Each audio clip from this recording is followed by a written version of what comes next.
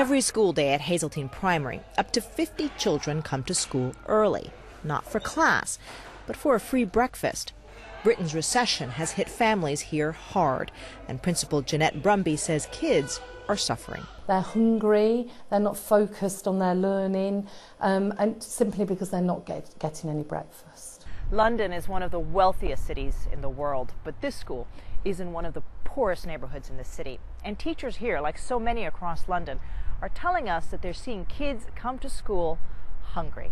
In fact, a recent report by the London Assembly surveyed teachers, and 50% of those teachers said that families are telling them they cannot afford to buy breakfast for their own children. How many fives will we need in 16p? In fact, 61% of the teachers surveyed are taking money out of their own pocket to feed the children.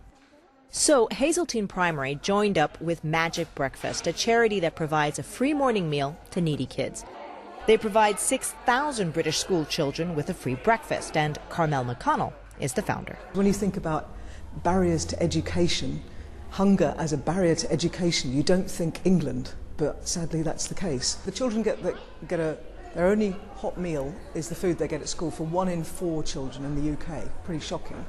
Often parents will drop in for breakfast too, and a chat with Principal Brumby. They talk to me sometimes about, well, I've got nothing in the cupboards in terms of the food, and therefore sometimes we give them food parcels and things like that. They're very honest with us, and they know to come to us if the house is cold or if there's no food.